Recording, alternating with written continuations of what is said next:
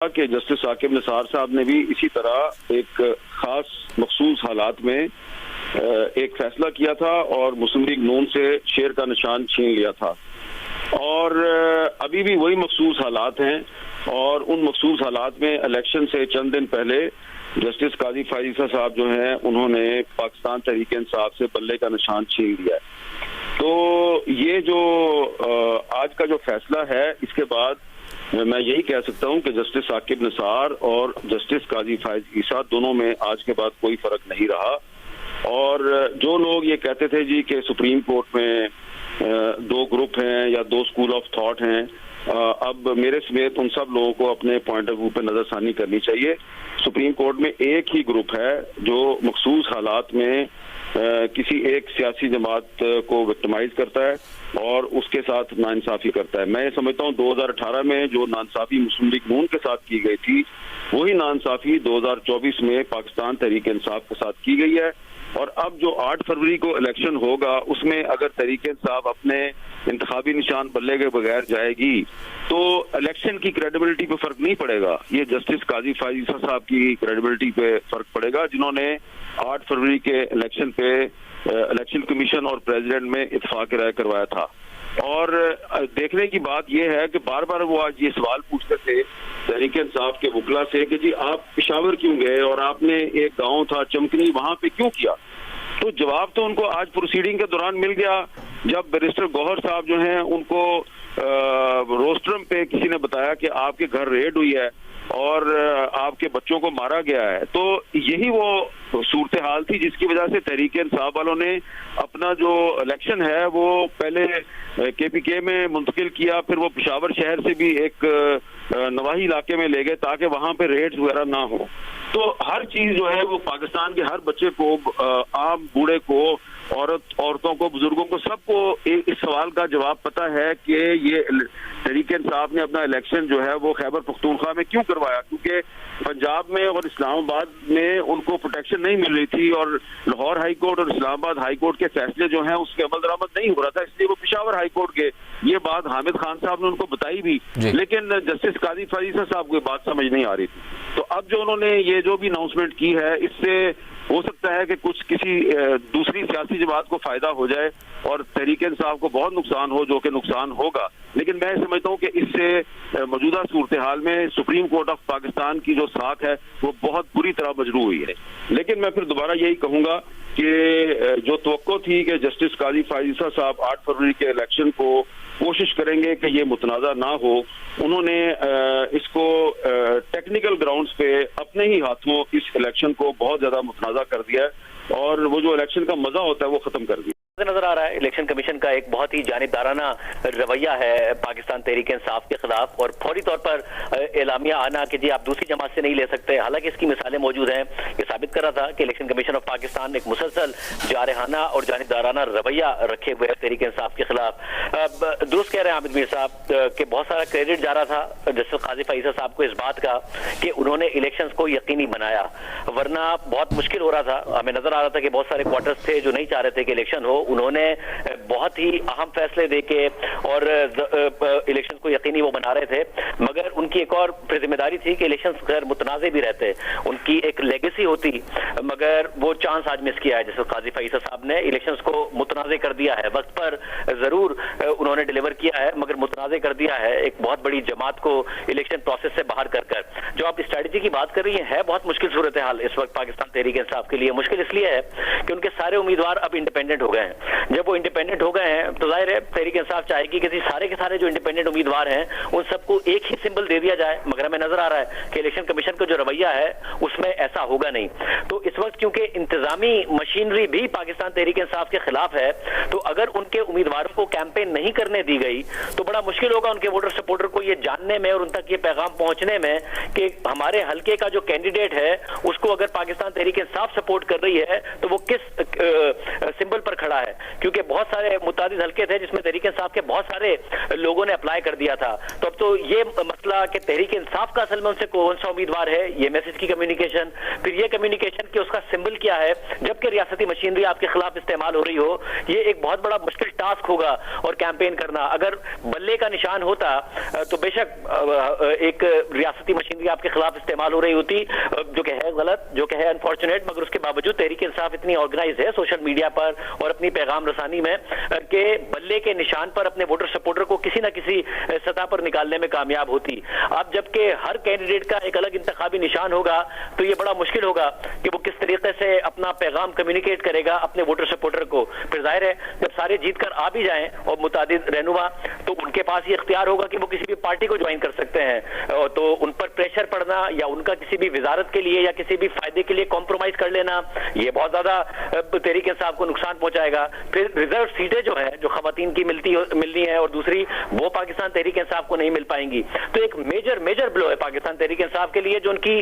दूसरी स्ट्रेटजी थी, plan B था, वो तो हमें नजर आया कि वो तो दिन में ही नाकाम हो गया था। जिन साहब के थ्रू उन्होंने टिकट्स का कहा था,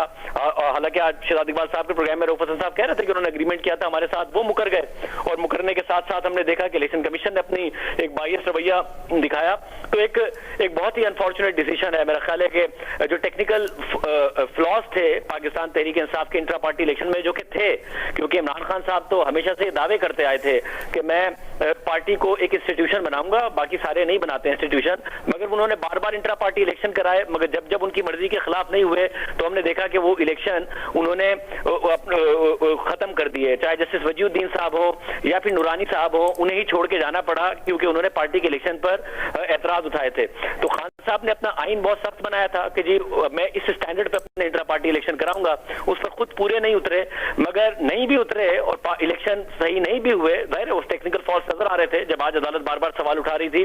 तो 14 लोग कंप्लेन करें उस पर, ऐसी पार्टी जिसने 2.25 करोड़ वोट लिए हों, जिसको लाखों मेंबर्स हों, 25 दिन पहले आप उसको इंतखाबी निशान से महरूम कर दें, एक अच्छी लेगेसी अपने लिए नहीं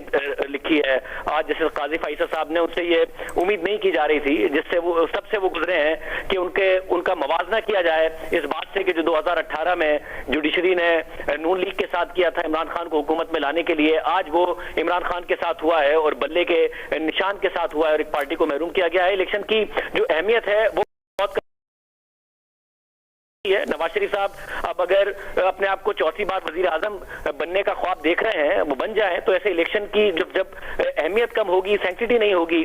तो ऐसी जमात के लिए डिलीवर करना हुकूमत में आके ये एक अलग एक सवाल होगा जब दुनिया भर में सवाल उठ रहा होगा कि जी आप एक मुंतखब तो हैं, मगर किस तरीके से मुंतखब हो गए हैं। सलीम साफी साहब हमारे साथ मौजूद हैं। सलीम साहब, तहरीक इंसाफ से बल्ले का इंतखाबी निशान अब वापस ले लिया गया है और सुप्रीम कोर्ट ने पेशावर हाई कोर्ट का फैसला कलअदम करार दिया है, आप कैसे देखते हैं इस फैसले को? देखिए, तहरीक इंसाफ से बल्ले का निशान किसी और ने नहीं लिया है, बल्कि खुद पीटीआई ने बल्ले का निशान अपने किरदार के जरिए छोड़ दिया है।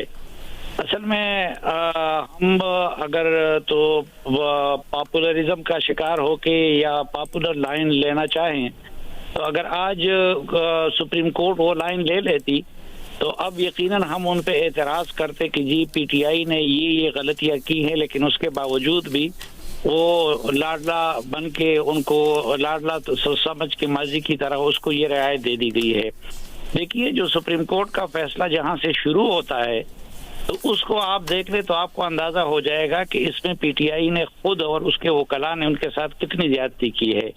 पहला notice election commission of Pakistan ने उस वक्त पीटीआई को दिया था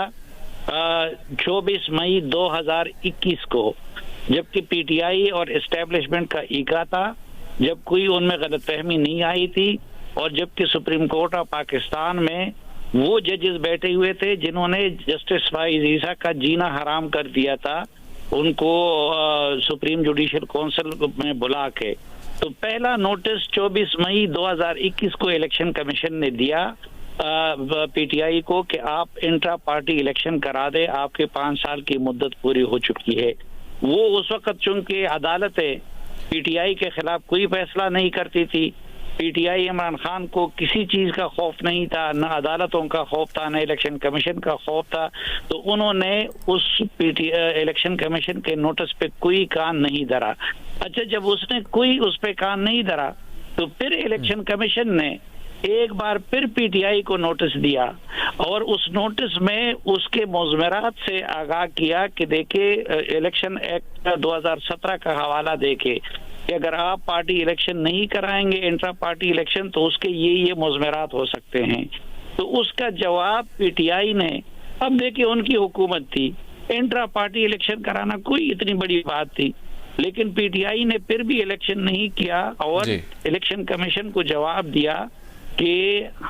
चूंकि कोविड चल रहा है तो हमें 1 साल की मोहलत दी जाए। अच्छा, इलेक्शन कमीशन ने फिर, चूंकि उस वक्त लाडली जमात थी ये, तो 1 साल की मोहलत। साफी साहब, जिन चीजों की तरफ आपने इशारा किया है ये समात में सामने भी आई और शाहज़ेब खानज़ादा साहब भी कह रहे हैं कि लूप होल्स थे, कमियां थी। आज के फैसले की सिंबॉलिक बड़ी अहमियत है। सिंबॉलिक अहमियत है भी, और बीइंग ए डेमोक्रेट और आइन पे यकीन रखने वाले इंसान होने के नाते मैं भी समझता हूं कि काश ऐसा ना होता और काश पीटीआई इस डटाई का मुजाहरा ना करती, काश पीटीआई के वकला वो कोई सही लाइन लेते। मैंने आपसे अर्ज किया ये मामला आज का नहीं है, 2021 में पहली मर्तबा इलेक्शन कमीशन की तरफ से उनको नोटिस मिलता है, लेकिन उस वक्त तक चूंकि पीटीआई और उसके लीडर को ये आदत पड़ी थी कि वो हर कानून से भी बालातर है, वो हर उसूल से भी बालातर है, वो अदालतों के भी लाड लेते, अदालतों से भी उनके खिलाफ कोई फैसले नहीं आ सकते थे। तो 2021 में जब उनको फिर भी इलेक्शन नहीं कराया और इलेक्शन कमीशन ने किसी और पार्टी को 1 साल की मोहलत नहीं दी कि चलो 1 साल की मोहलत आप ले ले, उनकी अपनी हुकूमत थी, उसमें वो आसानी के साथ कर सकते थे। जब 1 साल की मुद्दत खत्म होने को थी तो उन्होंने फिर जो इलेक्शन किया उसको इलेक्शन कमीशन ने नहीं माना। हालांकि वो ये जो अभी हमारे गांव चमकनी में जो इलेक्शन हुआ था उससे वो पहले वाला इलेक्शन काफी विजिबल था, तो जब इलेक्शन कमीशन ने उसको तस्लीम नहीं किया था तो कम से कम ये लोग इतना भी नहीं कर सकते थे कि इस्लामाबाद में किसी जगह करते, लाहौर में किसी जगह करते, पेशावर में किसी नुमाया जगह पे करते, और हर किसी को पता था कि भाई वो इलेक्शन नहीं, उसके नाम पे फ्रॉड किया गया है। तो जब उनके वकला को ये इल्म था, ये मामला 2021 से चला आ रहा है और उनके पहले इलेक्शन को इलेक्शन कमीशन ने कबूल नहीं किया है, तो ये तो आप बैर मुझे मार वाला मामला था। दूसरी बात ये कि सिर्फ एक फैसले की वजह से हम या तो हम ये कहें अपनी अदालतों को कि भाई वो आईन और कानून के मुताबिक ना चलें, और जो आवाम का मुतालबा हो तो बस अवामी सर्वे किए जाएं और उसके मुताबिक फैसले हों। अब मसलन जो हम इससे पहले के जजेस थे साकिब निसार वगैरह, या वो इस तरह का फैसला कर सकते थे जो फायज ईसा ने चंद रोज पहले जनरल परवेज मुशर्रफ के बारे में किया। तो मैं तो ठीक है कि एक लिहाज से पीटीआई की अदम मौजूदगी की वजह से वो ज्यादा गर्मा गर्मी महसूस नहीं होगी जो कि इलेक्शन में होनी चाहिए, लेकिन मेरे ख्याल में अगर उस जज की जगह आज कोई भी बैठा होता और उनके सामने पीटीआई का यह सारा रिकॉर्ड रखा जाता तो हम में से कोई भी होता तो वो यही फैसला करता।